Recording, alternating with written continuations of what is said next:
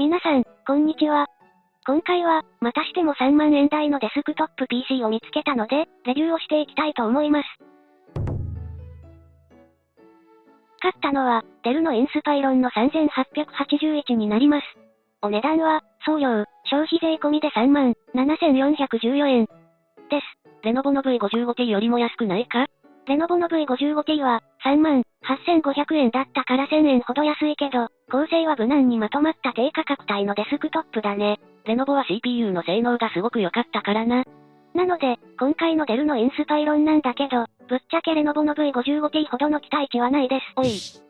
というのも、スペックとしてはこんな感じなんだけど、無難すぎて光るものがない。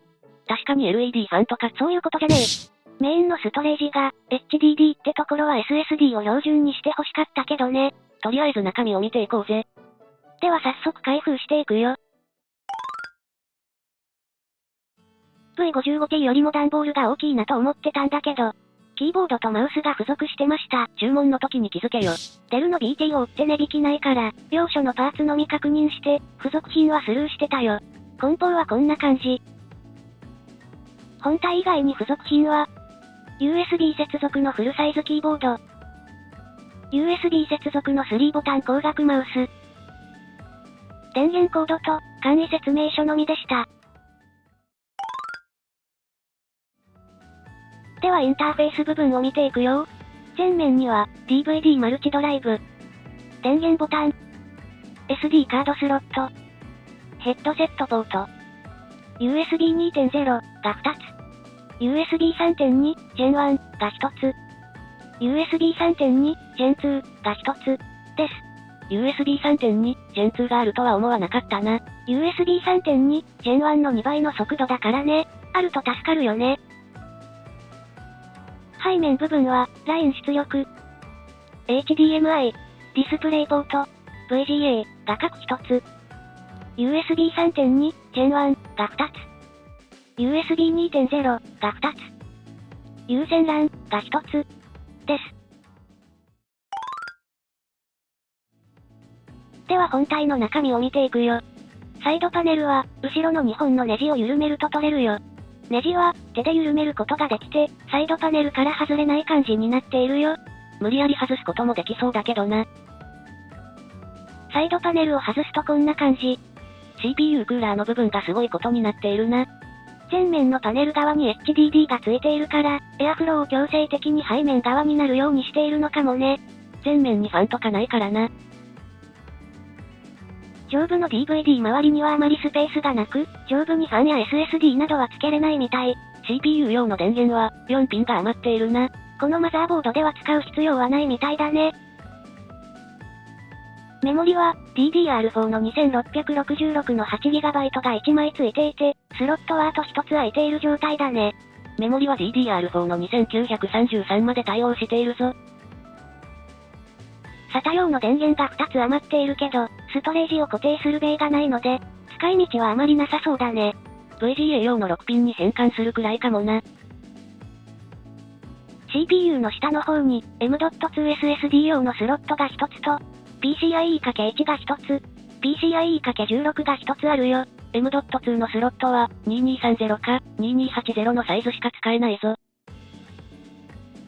もう一つの M.2 スロットには、Wi-Fi カードが標準で付いていて、Wi-Fi ごと Bluetooth 4.2 に対応しているよ。SATA 用のポートは全部で3つあるんだけど、HDD と DVD で使っているので、あまりは1つだね。ストレージの固定場所がもっとあればな。ケースを交換するってのも一つの手なのかもね。このマザーボードの形状も独自仕様っぽいからな。次の動画までにちょっと考えておくよ。電源は 360W の80プラスブロンズだね。スペックの時に書いたけど、グラボ用に6ピンが余っているので、対応できるグラボの幅が広がるね。マザーボードの電源は6ピンで、レノボの10ピンともまた違う仕様になっているね。市販されてる電源だと規格が合わないので注意だな。フロントパネルを外すと、HDD を固定しているネジと、Wi-Fi のアンテナが見えるよ。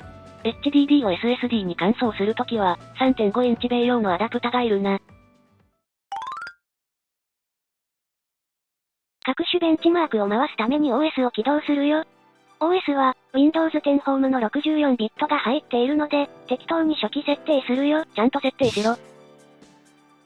OS の初期設定も終わったので、早速ベンチマークを回していくよ。まずはシネベンチ、R20 を回していくよ。CPU の Core i3 の10100なんだけど、AMD との競合製品は Ryzen 3、3100あたりになるね。値段もともに13000円ほどだしな。結果は、2124で、Ryzen 3、3100の2337にはスコアで負けてるね。体感できるレベルではなさそうだけどな。あとRyzen 3、3100にはグラフィック機能がないので、グラボが必要じゃない人には、Core i3 の10100の方が、選択肢としてはありかもね。Core i3 の10100の内蔵グラフィック機能で、ドラゴンクエスト10のベンチマークも回してみたよ。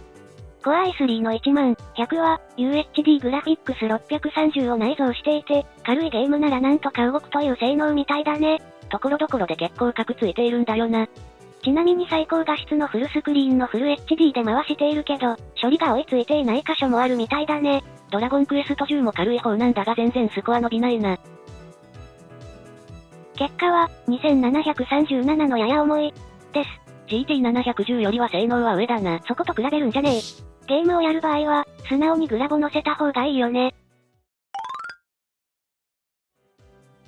静音性なんだけど、今までのスマホアプリじゃなくて、ちゃんとした計測器を買ってみました。アイドル時で、だいたい45デシベルあたり。シネベンチで CPU100% の負荷をかけても同じくらいだったよ。音は HDD 読み込み時にちょっと聞こえるくらいで、あとはほとんど気にならないな。消費電力も調べてみたんだけど、アイドル時は 15W 程度で、シネベンチで CPU100% の負荷をかけたら、70W くらいまで上がったよ。CPU の消費電力分上がってる感じだな。ということで、デル、インスパイロンのレビュー動画でした。Web 閲覧や簡単なビジネスワークなら十分な性能なんだけど、HDD は乾燥した方がイライラ感はなくなるかもね。そのあたりは次回の動画でやっていくつもりだな。というわけで今回はここまで。また次の動画で会いましょう。バイバイ。